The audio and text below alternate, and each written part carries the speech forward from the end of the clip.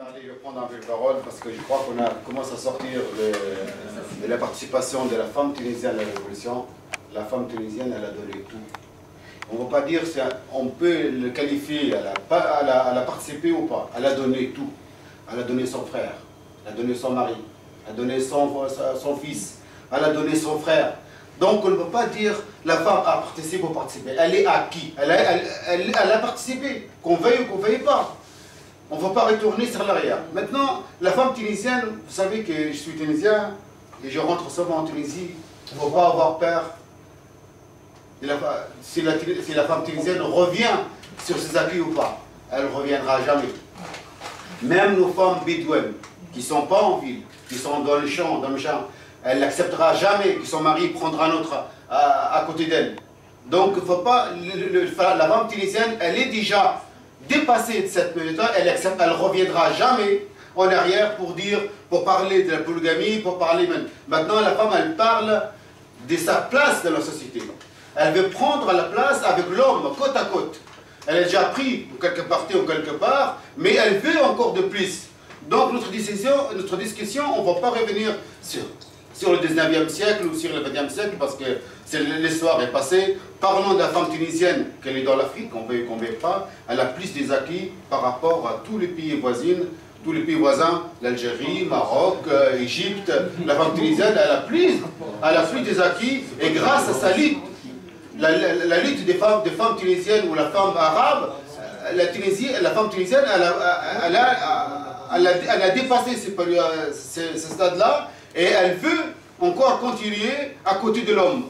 Mais concrètement, il y a combien de femmes à l'Assemblée constituante? Vous savez que dans la prochaine constitution tunisienne, ils ont imposé que 50-50. Moi, nous a imposé pendant les élections constituantes, 50-50. Moi, j'étais dans un groupe dont j'étais candidat dans les élections constituantes. Ils nous disent 50% femmes, 50% hommes. C'est une loi, ça. Et c'est à loi. C'est une loi. C'est-à-dire, c'est une obligation. C'est une liste. Aujourd'hui, il y a 49 femmes. Il y a 28% de l'Assemblée constituante féminine. Voilà, donc. C'est pas juste en France. C'est pas juste en France. Et toute partie politique qui ne justifie pas des 50-50, non seulement elle dessoulit, mais elle n'existe pas sur le machin. C'est-à-dire, si elle n'a pas 50-50, elle ne doit pas se présenter. Donc, dans la prochaine constitution, ça sera. Quoi? C'est un acquis, mais après. Oui, c'est des acquis. Ça me donnerait que la femme tunisienne va lâcher cet acquis. Moi je pense les choses, c'est que bientôt on va revendiquer les droits de l'homme maintenant, c'est même plus les droits de la femme. Parce que à force. Non mais c'est vrai, on va non mais franchement, à vous entendre là, on dirait que les femmes elles sont vraiment la plus baissée du monde, mais faut arrêter. La femme tunisienne, elle a eu. Prenez juste un petit peu la place d'une femme. Non mais attendez, vous pouvez après commenter si vous voulez, moi je vais prendre juste parole, je ne vais pas me monopoliser, juste pour expliquer certaines choses. Je pense que les gens ne tirent pas les leçons du passé. Il n'y a pas si longtemps, la réflexion d'un collègue qui a parlé là, ça fait une tournée dans la salle et on recommence une semaine plus tard. Je pense qu'il faut vraiment rester zen et rester personnel dans ses propos. Quand on dit que les femmes voilées elles sont opprimées, ça n'engage que la personne qui dit. Il faut absolument arrêter de généraliser les choses. Tu as une opinion personnelle, tu peux la dire, mais tu ne peux pas dire que tu parles, c'est-à-dire de quel droit tu peux dire ou imposer ta vision sur tout le monde. Non, mais tu le penses pour toi, tu ne penses pas, tu ne vas pas l'imposer pour les autres. Tu ne peux pas l'imposer pour les autres. Maintenant, pour revenir, s'il vous plaît, pour revenir un petit peu sur les acquis, la femme tunisienne, elle n'est pas malheureuse. La femme tunisienne, elle a eu tout ce qu'elle a voulu. De toute façon, elle n'a pas eu plus ou moins que l'homme pendant la période de Ben Ali, où peut-être elle était un peu plus gâtée quand il a vu Bourguiba. Parce que Bourguiba, comme il disait toujours, il faut tenir. Non, mais Bourguiba a été connu pour dire il faut tenir et revendiquer. Tenir et revendiquer. Ça veut dire quoi? Ça veut dire l'acquis et l'acquis. Aujourd'hui, on n'est pas même au sein de l'Assemblée constituante, aujourd'hui, on n'est pas en train de mettre en cause, gérer des acquis de la femme tunisienne. Comme il disait dans les films, il a dit ça c'est un minimum non négociable. C'est vraiment les minimums qu'il faut. Maintenant, moi je pense qu'il faut tenir et au-delà, il faut revendiquer. Mais aujourd'hui, la Constitution n'est pas écrite.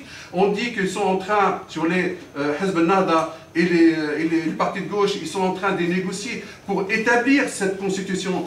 Mais c'est vrai que quand ils ont proposé 50 plus 1 et puis les 2 tiers, ça fait une tollée. Et puis les mondes ils étaient là pour opposer leur opinion et leur décision là-dessus. Donc moi je pense qu'il faut rester optimiste, il faut accompagner ces mouvements. Après révolution, je dirais la période post-révolution, elle reste toujours fragile et sensible. Mais il ne faut pas désespérer à dire il faut absolument que la femme. Bientôt, nous, les hommes, on va y aller, on va dire, nous aussi, les hommes, on va être comprenés. Non, mais c'est vrai. Il faut donner ce que c'est que. Non, mais attendez, ne dites pas que les hommes ils vont bientôt. Non, elles en sont loin, les femmes. Mais en Tunisie, moi je parle de la Tunisie parce que c'est un pays que je connais. Je suis natif de la Tunisie, j'ai grandi en Tunisie et je sais de quoi je parle. C'est ça la différence. Et je sais de quoi je parle. Discours d'homme. Non, mais je sais de quoi. Non, mais je suis pas. Non. Franchement, là, vous pouvez me faire confiance. Je ne suis pas. un macho. Laissez parler les femmes. Non, mais justement, je vais laisser parler. S'exprimer les femmes. Mais parce que c'est vrai, quand tu disais les femmes sont gâtées, c'est vrai. Enfin, je veux dire, non, il n'y a pas. Oui, on n'a pas. Juste quelques indications sur la place de la femme dans la société tunisienne. Par exemple, si on prend le taux d'activité, c'est-à-dire la part dans la population active, je crois qu'elle dépasse 5%. Dans des secteurs d'activité, je prends beaucoup de secteurs. Je prends un seul qui fait tourner quand même. Elle est exploitée aussi. Pour moi, oui, c'est autre chose. En France aussi, elles sont exploitées les femmes. C'est autre chose.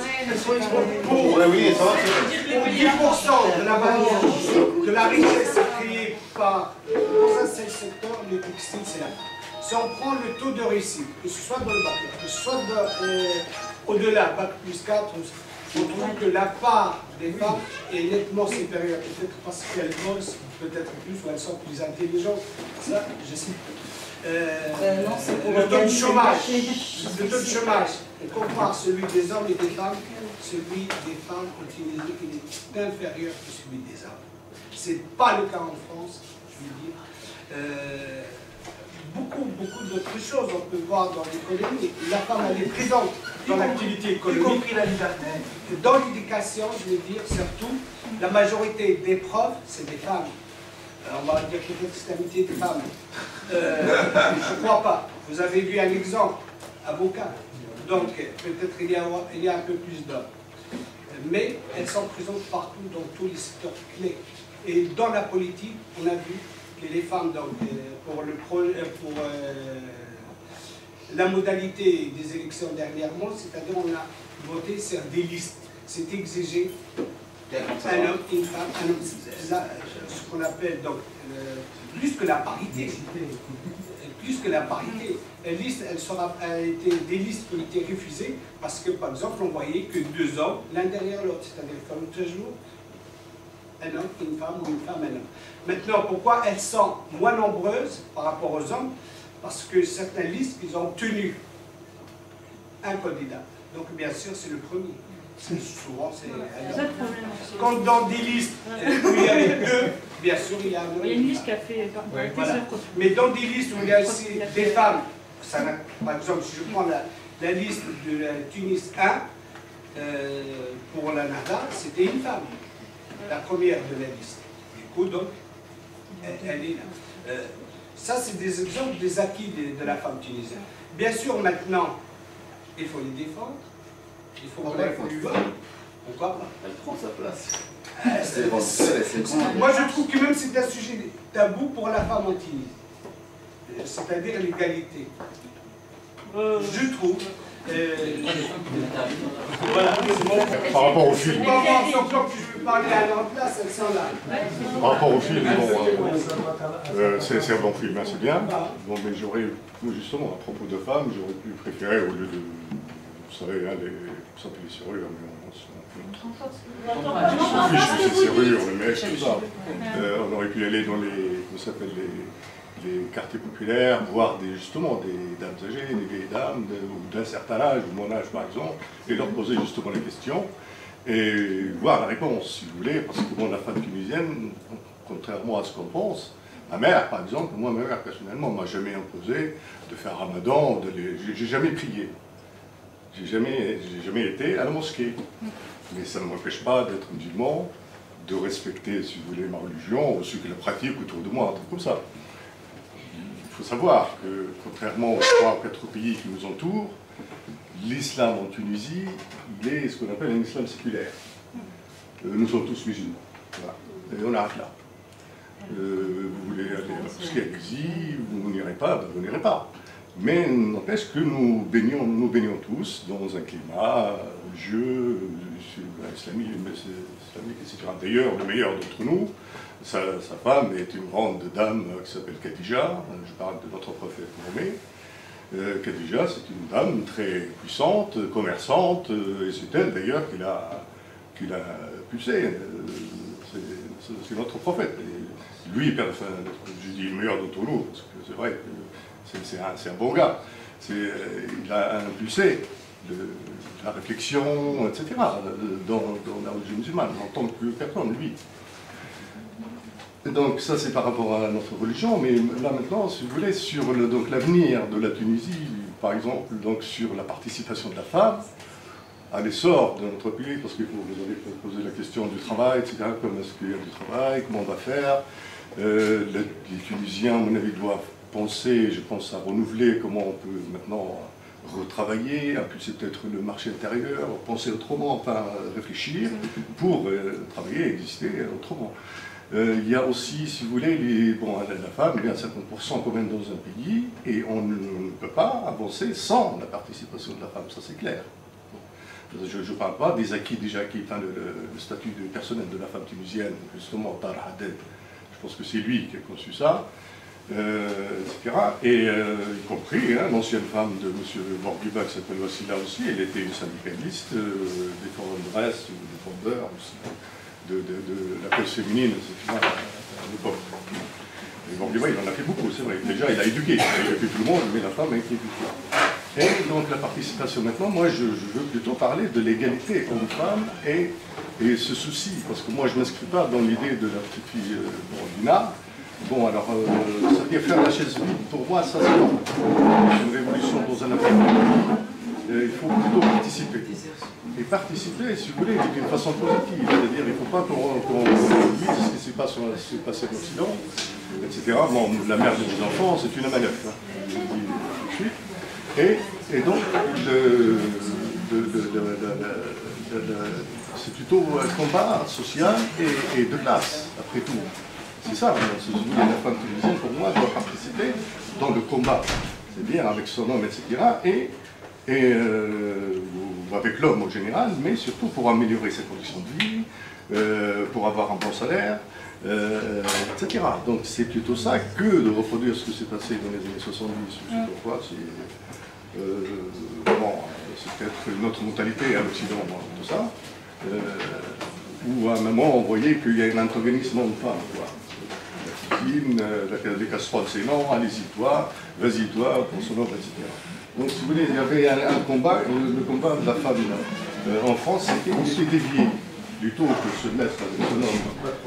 Et mener un combat de classe, je veux dire, d'avoir un meilleur salaire, un bon logement, une bonne éducation pour ses enfants, c'est plus. Ce combat-là, il y avait son homme, avec l'homme, parce que lui, il n'est pas son ennemi, il est aussi exploité qu'elle. Donc, j'espère que la femme tunisienne s'inscrit dans ce cadre-là. Je ne dois pas reproduire des erreurs d'antagonisme, homme-femme, etc. Ça, c'est moi, personnellement, je le refuse. Plutôt engager le combat pour améliorer la vie de notre peuple et de faire avancer notre pays. Ce pays doit avancer. D'ailleurs, la Tunisie ne peut pas s'offrir le luxe d'être en retard ou de freiner la marche du monde. Il faudra qu'on accompagne aussi les autres peuples qui avancent. C'est à nous aussi d'avancer, c'est à nous aussi de créer, de travailler, etc. Et ça, c'est les deux sexes. Hommes, femmes. En tant que côte à côte, hein, pas à nous. Voilà. C'est ce que je voulais dire. Je ne comprends pas trop l'inquiétude des Français, ou spécialement un peu l'inquiétude de Sarah, parce que je l'ai vu intervenir plusieurs fois. Je comprends que vous soyez un peu inquiète, mais pas à ce point, Sarah. Surtout après la vision d'un film comme ça. Je ne sais pas si la réalisatrice n'est pas une femme. On a vu 3 ou 4 modèles de femmes, intellectuelles ou pas. La dernière, on ne sait pas si les 2 dernières femmes qu'on a vues, c'est chez le peintre. On ne sait pas si elles ont fait... Bon, il y en a une qui parle parfaitement français, donc peut-être qu'elle a fait des études. La personne, la compagne ou la femme du peintre, elle parle couramment l'arabe et l'arabe littéraire et tout, donc elle est bien instruite, mais on ne sait pas le niveau de... Mais en tout cas, ces femmes-là, elles ont bien exprimé qu'elles ont leur mot à dire. Elles parlent pour elles et d'elles-mêmes. Et si un film comme ça, on a vu aussi les femmes dans la rue, on les a vu crier, chanter avec leur foulard et sans leur foulard. Donc, je ne sais pas si des films comme ça ne font pas dissiper la peur et l'inquiétude, qu'est-ce qu'il en faut plus? La femme, elle se bat au quotidien pour ses droits, tout comme ici. Je crois que tous les jours, on a à dire ou à rappeler quelqu'un qu'on est une femme et on est bien et on a nos droits. Ça nous arrive. Donc, c'est pareil là-bas. Maintenant, la révolution, elle est faite pas uniquement par les hommes, elle est faite par les deux, dans le même rang, des martyrs dans les deux sexes, et puis ça continue. La liberté, on ne va pas la prendre aujourd'hui, nous les femmes. On l'a appris quand nos mères nous donnaient les premières leçons de vivre. Nos mères, nos grand-mères, elles ont travaillé, elles ont donné, et elles ont beaucoup de liberté de parole et de pensée. Pareil, je vous dis que ce n'est pas tout à fait acquis. Et il y a des choses, voilà, il y a des personnes qui vont céder leurs droits, il y a des personnes qui vont demander plus qu'il leur faut. Vous croyez que Narva, quand elle a gagné, il n'y avait pas une petite partie ou un petit pourcentage d'hommes qui sont inquiets et qui sont révoltés des droits que la femme tunisienne dans le monde arabe a acquis? Est-ce que vous savez que la femme en Égypte, elle n'a pas le droit d'être juge? En Tunisie, je ne sais pas depuis quelle... Les femmes, elles sont juges. C'est un métier, voilà, professeur, juge et tout. La première femme médecin, on l'a vue avant même Bourguiba, en 1914. La première femme commandante de bord, elle est tunisienne, dans le monde arabe, elle est tunisienne. Donc, on veut bien, nous, que vous soyez à nos côtés, que vous nous soutenez, que on se comprend, on soit solidaires entre femmes, mais ne vous inquiétez pas trop, En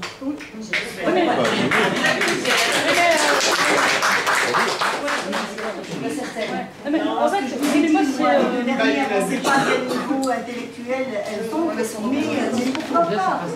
Nous, Tunisiennes, on se reconnaît. Lina, elle peut être une sœur à moi, elle peut être ma cousine, ma nièce, ma voisine. Pourquoi? On connaît pas mal de blogueuses nous-mêmes. Hein? Et puis, l'autre dame, Madame Nasraoui, Radia, la femme de Amami, elle est très active autant que son mari. Elle n'est pas la seule avocate. Oui, mais là, vous prenez une avocate, je dis, est-ce que c'est représentatif de la population féminine? Je ne suis pas certaine. Chacune à son niveau. Non, mais c'est pas celle dans sa cuisine et qui a lancé une très grande chaîne de gâteaux depuis son petit atelier chez elle. Et il y en a d'autres qui ont excellé dans des domaines vraiment beaucoup plus sophistiqués. Elles sont représentatives, oui. Et celles qui étaient en train de réclamer et de demander leur liberté. Voilà, la rue, elle est... Mais ça reste des militants, je veux dire, c'est pas une... C'est pas des militants. Dès qu'il y a eu le problème, tout le monde est sorti dans la rue. On vécu des gens de l'AFD, là. Qui n'avaient pas le droit, Les femmes démocrates. et puis monsieur tout à l'heure vous disait que les femmes elles ont donné leur On est sur 39, c'est peut-être nous. Elles sont sorties et elles étaient mortes. Il y a des martyrs femmes dans la Oui, mais révolution, attention, il y a parce des que ce sont des filles, qui ils ont a une autre coulé dans les conception rues. du gouvernement Ça, aussi. il n'y a pas de souci. Permettre aux femmes Et c'est pas d'aujourd'hui. J'étais en train de vous dire que la première femme médecin, c'est Pas du tout, c'est 1914. plus On n'a récent. pas attendu Bourguiba. Bourguiba, il nous a beaucoup donné et on a beaucoup reçu de lui. Mais c'est pas. Et même du temps de Ben Ali et son oppression, peut-être que son oppression, elle a fait que les gens, ils ont déraillé un petit peu. Mais c'est pas très grave. Tout est récupérable. Oui, Si elle veut. Non mais moi je voudrais répondre. Bien d'accord. Je voudrais répondre. Juste, moi c'est en 1979, je reprends ça. Les femmes en Iran, elles étaient très libres. Moi je sais, c'est parce que l'année dernière, j'ai fait une manifestation avec les Iraniens et des Iraniennes. Et je connais des Iraniens qui disaient, avant 1979, les femmes en Iran étaient libres. L'Iran était un pays très développé, très moderne. Il y avait des femmes juges, comme Shirin Ebadi par exemple.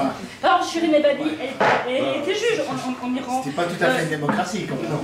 Le chat d'Iran. Le chat d'Iran, c'était pas une démocratie. Ouais, non mais je parle au maintien des droits des femmes. Je parle au maintien des droits des femmes. Je parle pas du... Mais la Tunisie ne sera pas comme l'Iran. Monsieur, vous savez qu'en Algérie, en 1988, c'était un slogan en Algérie. En 1988, j'ai un ami qui m'a passé une vidéo d'une manifestation algérienne en 1988 où il y avait des femmes qui disaient « L'Algérie ne sera pas l'Iran ». Donc faites attention. Oui, mais est-ce que l'Algérie c'est l'Iran, ça va? Est-ce que c'est l'Iran l'Algérie? La Tunisie non plus, c'est pas l'Iran, c'est pas la Turquie, c'est un modèle. C'est une marque déposée la Tunisie. Ça va être vraiment notre démocratie à nous. Moi, je pense que la vraie question, c'est quand même le droit social. Si les Tunisiens et les Tunisiennes se battent pour leurs droits sociaux, pour qu'il y ait des acquis en matière de droit du travail, pour qu'il y ait une organisation du droit du travail, à partir de ce moment-là, si le droit du travail est respecté, si le droit à la culture, si le droit à l'éducation est respecté, moi je suis contre le féminisme, parce que je considère que le féminisme ne doit pas être séparé. Le droit des femmes, la lutte des femmes ne doit pas être séparée de la lutte des hommes. C'est la question, c'est pourquoi on se bat. Si on se bat au départ, l'éducation pour tous, je suis d'accord que tant mieux si en Tunisie il y a une tradition là-dessus. Moi je ne suis pas tunisien, je ne pas bien. Je suis allé qu'une fois en Tunisie, on a pu parler, mais je pense qu'il y avait des gars de la police politique pas loin. Mais bon, ça fait rien, il y avait quand même des jeunes qui arrivaient à plaisanter, mais on sentait quand même un certain nombre de choses, parce qu'on avait, au lieu de prendre les taxis, au lieu de prendre tout ça, on était dans le train. Mais c'est vrai qu'il y a des choses qui se sont passées sur le retour des étudiants le vendredi soir entre Tunis et où on était. Mais on sentait bien quand même la pesanteur de l'oppression. Donc, ok, ça ne peut, le droit des femmes ne peut pas se séparer des droits de l'homme. Je pense que, et c'est par les acquis, par la vie sociale, moi je souscris en grande partie à vos propos sur le fait que c'est les mouvements sociaux qui émancipent les gens. Mais il n'empêche que quand, par ailleurs, des mouvements de femmes se montent en avant et ne se limitent pas qu'à leurs droits, mais se limitent à ce que leurs enfants puissent aller à l'école, à ce qu'ils puissent avoir du travail, et ainsi de suite, bon, ben, si ça passe par là, ça passe par là. Mais ce qui compte, c'est le but, quoi. C'est une société démocratique, une société où tout le monde a du boulot, où tout le monde peut parler, bon, voilà, c'est ça, quoi. Avoir tout du boulot, ça m'étonne. Les pays les plus démocratiques, ils souffrent du chômage. Oui, mais ça fait rien. Oui, non, on est d'accord, mais là, c'est une autre discussion. C'est pas une discussion de droits des femmes, c'est la discussion de est-ce que le capitalisme est en soi une fin en soi. Donc c'est une autre discussion. Je peux l'aborder aussi, mais c'est... Je me demande si c'est pas lié dans le sens où en fait le fait de créer des débats sociétaux comme ça, de dire vous avez vu les femmes elles ont moins droit que les hommes, etc. C'est aussi encore une manière de nous diviser en fait, justement contre les vrais problèmes qui sont de type social. Et c'est ça qui est le danger du féminisme, parce que évidemment que la femme bourgeoise elle a envie d'avoir... Les féministes, généralement, c'est souvent des bourgeoises d'ailleurs, parce que la petite femme ouvrière, elle n'a pas forcément envie d'aller bosser tous les jours. C'est plutôt une espèce de revendication de la femme bourgeoise, instruite, etc. Après, par contre, pour... Des organisations ouvrières, à la base de syndicats, les femmes ouvrières sont libérées. C'est les syndicats qui libèrent la femme ouvrière. Oui, mais en fait, le fait d'avoir le droit de travailler pour une femme bourgeoise, c'est pas plus sympa que pour une femme ouvrière. Vous êtes d'accord avec ça? Voilà, donc c'est ça le problème en fait, c'est que à la limite, il faudrait se battre pour que la femme ouvrière, elle puisse éventuellement devenir entrepreneuse, là, en Arabie Saoudite, il n'y a pas de liberté. Attendez, juste militer pour le fait d'avoir le droit de travailler pour une femme, ben, tout dépend en quelle classe sociale elle se situe. Parce que finalement, elle serait peut-être mieux effectivement dans la cuisine à éduquer ses enfants, parce que ça c'est important, que finalement d'aller travailler à l'usine. Voilà. Ce qu'ils proposent là, bah, de toute façon, ils proposent dans leur... ils proposent voilà, de donner un salaire à la femme qui reste chez elle, qui ne veut pas bosser, elle reste chez elle, elle surveille pour s'occuper des gamins, et donc elle reçoit un salaire, comme ça va l'aider peut-être de rester chez elle et pas chercher à bosser. En Arabie Saoudite, les femmes bourgeoises n'ont pas le droit de conduire une voiture. Hein. Elles n'ont pas plus de liberté que la femme ouvrière. Je ne sais pas si c'est les ouvrières en Arabie Saoudite. Mais c'est-à-dire la liberté de la femme, dans un pays où il n'y a pas de liberté de la femme, les femmes bourgeoises, elles n'ont pas de liberté. Oui, sauf que la différence, c'est que la bourgeoise, elle a presque bien un chauffeur et pas l'ouvrière. Mais on en revient toujours aux acquis sociaux, aux droits sociaux. Les femmes, elle a toujours été au cœur du combat. De toute façon, en Tunisie, la révolution en Tunisie, n'a pas commencé le 14 janvier, il a commencé à 15 ans, le temps de Ben Ali. Toutes les luttes qui sont emmenées par les gens, à l'intérieur comme à l'extérieur, ça a fragilisé quand même d'une façon ou d'une autre le régime de Ben Ali. Parce que de toute façon, le régime de Ben Ali, quand la révolution est déclarée, il était fragile, il est au bout de souffle. Donc, tout le lutte des femmes à l'intérieur comme à l'extérieur, c'est quand même à participer activement à la révolution. Parce que tous les Tunisiens participent à la révolution. Donc maintenant, nous, le souci qu'on a, parce que comme ces gens-là, ils étaient élus, soi-disant démocratiquement, parce qu'ils ont plus de moyens, ils ont manipulé certains populaires, la classe populaire les plus pauvres, ils leur ont promis pas mal de trucs, ils ont élu ceux-là, c'est-à-dire les acquis pour les hommes et pour les femmes, si en jeu, ça nous fait des soucis, parce que ces gens-là ne sont pas clairs. On l'a toujours dit. Donc c'est pour ça qu'il faut s'organiser. La révolution n'est pas finie, la lutte n'est pas finie, les acquis ne sont pas tous là, donc la lutte continue, surtout par les syndicats. Par un autre côté, c'est-à-dire que la politique est liée au champ politique. Par contre, il y a le travail économique et la défense. Pourquoi les Tunisiens, pourquoi certaines des sociétés françaises, notamment dans le textile, ont délocalisé, en Tunisie, ont délocalisé au Maroc, et encore plus loin, mais entre autres au Maroc et en Tunisie, parce que les ouvriers gagnent, et les ouvrières, ne gagnent pas assez d'argent. Pour moi, le véritable combat, il est même supranational. Et j'ai été intéressé parce que vous avez dit, parce que n'oublions pas que la France, dont on nous rabat, je suis français d'accord, mais bon, peu importe, les droits de l'homme et des citoyens, n'oublions pas que la fameuse déclaration des droits de l'homme n'accordait pas du tout le droit de vote des femmes, et que ceux qui étaient considérés comme citoyens, c'est ceux qui payaient une certaine somme d'impôts. Donc on était loin d'être des grands démocrates avec la Révolution française. N'oublions pas, et du coup j'ai retrouvé peut-être une partie de l'explication, je me demandais pourquoi en 1917, c'est en 1917 ou en 1913 les femmes turques avaient le droit de vote, et il y a l'histoire que vous avez racontée par rapport au fait, quand les Ottomans s'étaient pris dégelés par les Russes et puis par Napoléon en Égypte, qui avait eu une émergence, une réflexion, effectivement, ça c'est quelque chose que j'ignorais, mais qui me conforte dans l'explication pourquoi en Turquie on a eu le droit de vote pour les femmes beaucoup plus tôt qu'en France. Alors, donc c'est pour ça qu'on n'a pas donné. Il ne faut pas croire que nous, Français, on a donné des leçons autant que ça, hein, parce qu'on n'est pas des grands démocrates. Nous aussi, on participe à la lutte avec le peuple français. On vit en France. Parce que là, c'est une soirée qu'on peut parler d'histoire en Tunisie. Mais attends, on est de cœur, on est encore des copains aussi, nous. Avec les ouvriers français, pour optimiser tout le monde. Donc, voilà. Il n'y a rien de tout.